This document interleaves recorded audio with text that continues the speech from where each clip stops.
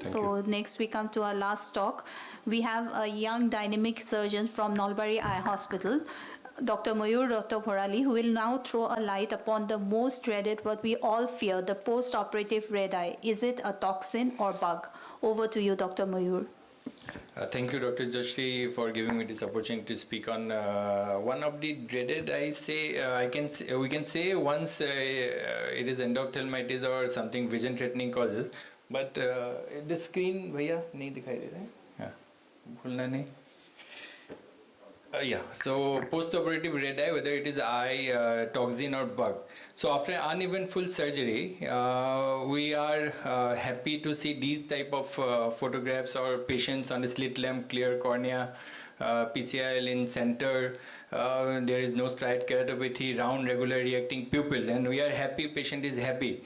But not always post-operatively we do get these type of pictures also. A red eye may be due to very harmless subconjunctival hemorrhage, or maybe it can be due to the vision-threatening causes of TUS or some sterile infections, or due to infective causes also, the dreaded one, that is the endophthalmitis, where suddenly the good patient behavior becomes changed, they become aggressive. Sir, मुझे दिखाई नहीं दे रहा है. Though with a red eye subconjunctival hemorrhage, he can have a 6/6 vision.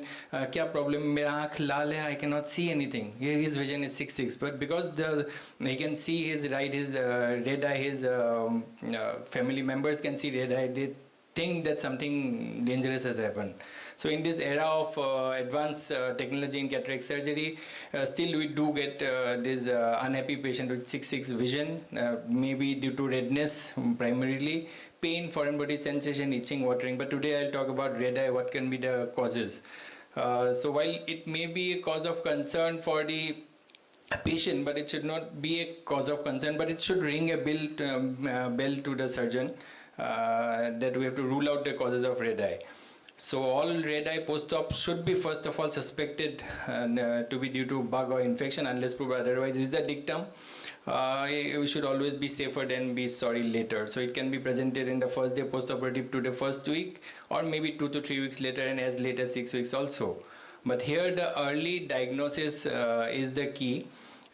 Because timing is everything. In case of if we go for the dreaded complication of toxic anterior segment syndrome or maybe endophthalmitis, both can cause vision-threatening causes. So, but the normal causes, we have to think the normal first, that is the subconjunctival hemorrhage. It can occur during the injury with a drape cutting, or due to pressure with the speculum also it can happen. It was more common with the small incision cataract surgeries, but nowadays with phacoemulsification, the subconjunctival hemorrhage is late, and this what happens is that during the surgery you have injured, by the time patient reaches his home by 2-3 hours, this subconjunctival hemorrhage increases the whole eye, and then patient fears. Then other causes of the red eye can be the intraoperative medications like that increases the risk of medicamentosa or toxic keratitis due to the use of multiple drugs, and they are exacerbated in the presence of dry eye, or maybe post-surgery dry eye also exacerbated. With the preservative containing drugs, use of preservative containing drugs, use of providone, iodine, etc., that can cause a red eye also. Then corneal surface injuries with instrument keratome choppers, this can cause all causes of red eye post-operatively. Tear film breaks, then post-operative IOP rise can present as dry eye, and finally the more vision-threatening causes of post-operative inflammations, TUS or endophthalmitis. Another cause is a rebound iritis following cataract surgery. That is when we start tapering the steroids. Maybe when I normally use for 20 days the steroid antibiotic combination, and sometimes the patient but many surgeons use prednisolone acetate for 1 month, 1.5 months. But when they start tapering it, it can also cause a rebound iritis causing a red eye. So maybe specific causes is due to the poor compliance. Sometimes patient stops from by themselves without waiting for the directions. Improper response of the eye itself can cause improper response to the eye itself to the standard tapering mechanism. And sometimes also lens matter are there in the angles, and they can cause those rebound iritis. So post-operative inflammation now towards the vision-threatening causes. That is, with the increase in the cataract surgery rate, surgeon must be prepared to handle most the prevalence of complications also. The complication can be the toxic anterior segment syndrome, endophthalmitis, both present with the same symptomatology that they occur early post-operative period with decreased vision, redness, and pain. So few lines about TAS and endophthalmitis, because they itself they are big topics in itself, and instruction course on these topics can be made, but I'll just touch few of the points. So toxic anterior segment syndrome is a sterile postoperative inflammatory reaction. It is due to non-infectious substances entering the eye. So what is the characteristic is that there occurs very early, 12 to 48 hours. They are gram stain, culture negative, usually improves with steroid treatment. So what is the situation that can lead to TAS? That is inadequate sterilization of the instruments, enzyme, detergent remaining on the cleaning of the instruments, endotoxin contamination during the instrument sterilization, then preservative product from the medication used intracamerally. So sign and symptoms of TAS include the hypopia and fibrin formation in the anterior chamber, corneal edema, where limbus to limbus corneal edema is the clincher and a fairly specific and dramatic finding. Then an anterior chamber reaction is severe with iris ischemia causing fixed pupil. So prevention of TAS is a environmental and toxic control issue, because it's not in our hands sometimes the sterilization part, how your staff is sterilizing the instruments, what are the drugs we are using intracamerally. So prevention of TAS primarily depends on using appropriate protocols for cleaning and sterilizing surgical instruments and paying careful attention to all these things we used, medication, ophthalmic devices, etc. So key points, it's a rare complication but not an uncommon complication of cataract surgery which presents at a red eye. Then prognosis is generally good and management involves intensive topical corticosteroid therapy and management of IOP. The prognosis is good, but it can sometimes lead to corneal decompensation or intractable glaucoma or CME also. Next, lastly, the most dreaded complication we all fear, that is endophthalmitis, which presents as a red eye. So it's a rare but serious postoperative complication of cataract surgery. It can have a devastating consequences not only on the patient but on the surgeon also. It feels like why you have done the surgery and whole career is finished if you get one endophthalmitis. But you have to manage it well, then it is okay. So endophthalmitis is an inflammatory reaction of the intraocular fluids due to an microorganism entering the eye. Sign and symptom develop usually begin 2 to 10 days post-operatively, as late can 6 weeks also, and present with redness, deep ocular pain, decreased visual acuity, etc. The primary cause, source of intraocular infection is from adnexal structures or cornea, conjunctiva, lacrimal glands, eyelids, etc. Symptoms occur 1 week post-operatively in 75% of cases, with present with decreased vision, red eye, pain. On examination, the eyelids are swollen, hypopyon is present. These are telltale signs of endophthalmitis. So numerous fungal and bacterial agents can cause post-cataract surgery endophthalmitis. Most commonly, it's a gram-positive, coagulase-negative staphylococci, followed by Staphylococcus aureus, streptococcus, fungus, and then your gram-negative organisms also. So it is a clinical diagnosis and is supported by test, culture, vitreous step, B-scan, ultrasonography.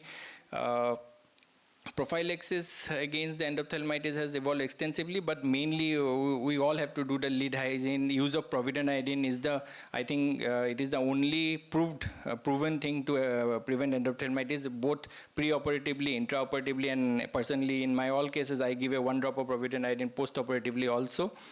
Then intracameral use of antibiotics. This is also a contested thing, I guess. Not all surgeons use, but we should use intracameral antibiotic, and mostly it was after this study by Arvind Eye Hospital also, they have emphasized the use of intracameral moxifloxacin in decreasing the endophthalmitis.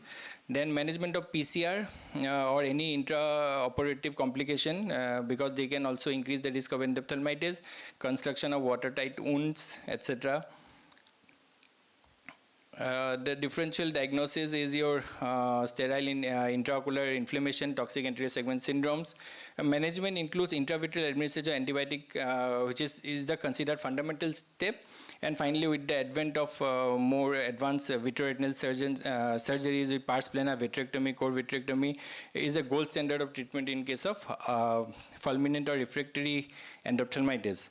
So finally, the take-home message is when we see a case of red eye, हमको घबराना नहीं है, but we have to manage the case, and management of the case of a red eye is most important. To summarize, post-operative red eye is a common finding in uneventful surgery. Early diagnosis is the key, but ruling out early management, early treatment go a long way in saving the vision. Thank you very much. Okay, thank you, Dr. Mayur. Suppose you're in a setting where you don't have facility for B scan or facility for culture. How will you proceed with such a patient in such a situation? This is a very common problem with most of the surgeons because they don't work in an institute. They work in periphery hospitals and they don't have, because in my place only I have one microbiologist who don't want to do culture also. More than 50-60 kilometers away there is a VR surgeon. So first we don't have a B scan also. In these cases, because endophthalmitis is a clinical diagnosis, so your clinical acumen is must. And till how long you want to wait? That means timing is very important in case of endophthalmitis. So still, you should have a good VR friend with you and your clinical acumen. And if possible, if you suspect endophthalmitis, we should not fear to give an intravitreal injection of at least the first antibiotic dose and then send the patient to the VR That's surgeon. what is That important most actually. important. Whenever you have the suspicion, don't just let it go that it might not be, because the thing is that it might be endophthalmitis. And you have 30 to 40% of the patients where it is endo, but it's culture negative. Yeah. So you don't know, that confusion always exists. So it is better to go towards infection rather than going towards less harm if it we will give lose, a... yes, exactly. Then, yeah. Okay. I just want to ask one thing. Like one of the frustrating situations you have mentioned over here is that once you stop the steroids, again the inflammation comes up. Yes. It may be a P. acnes or it may be an inflammatory reaction to the intraocular lens. So this is one of the most frustrating. Whatever, Dr. Abhijit in the crowd, I want to know from Dr. Abhijit also. So what is your opinion on that? There was a dictum that you should stop the taper off the steroid under the cover of NSAID. And NSAID can be given for a long time. It was a dictum. And if the patient is doing something like that, in my cases, I would like to cover with topical NSAID. And along with that, I want to highlight a little, I don't know how many of you have faced. In some of my cases, the patient come back with sudden red eye. Yes. After 7 days, 10 days, 15 days post-op. Otherwise, okay eye, So these were the cases of viral conjunctivitis. They develop on that operator. Yes. Yeah, exactly. Yeah. Because they keep on touching their eye with, Yes. unhygienic way, So how do you actually diagnose these cases and not thinking otherwise? So viral conjunctivitis, if it is, it's not a problem because in our normally I think in medical colleges it is the steroids are not given. We are happy if the patient comes with viral conjunctivitis. But in this case, so that is one. But I think my steroid antibiotic combination, which is giving for the I'm giving for my post-operative post-operative regimen, that will take care of the viral conjunctivitis also. No, in these cases, what they're going to do, like those patients, like you stop the steroid inflammation. No. That's what I'm saying. Okay. In viral conjunctivitis, my personal treatment, I do use steroids also. Okay. So my treatment regimen will be, the regimen will do for viral conjunctivitis also. But this is a contested thing that steroids are not used in viral conjunctivitis anywhere. But the locality I am working in, from my experience so my viral conjunctivitis patient respond to steroid very nicely. In those cases, like not viral, in those cases we taper the prednisolone or dexamethasone, what you are using, you stop it. Can we use more weaker steroids for a longer period of time, like loteprednol twice daily? Because I have seen literature, they use for 6 months also. Loteprednol, what happens is that those patients which come back to us after stopping of the steroid dexamethasone combinations, again come with a red eye, then I start on loteprednol or fluoromethalone mild steroids for another 20 days. Yeah, there are actually two schools of thought. One is which you have said about loteprednol, and the other is which Dr. Abhijit has already cited regarding you tapering or stopping the steroids and continuing with the NSAIDs. I think this also works perfectly in the weak acid recalcitrant cases or where you have a recurrent case, no, after coming up after the surgery. And addition of mild mediatic like homide at bedtime, 1 drop at bedtime, in the say refractory cases also helps for 4-5 days. Yeah.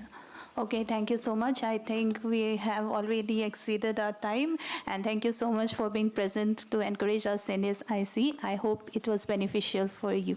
Thank you so much for attending.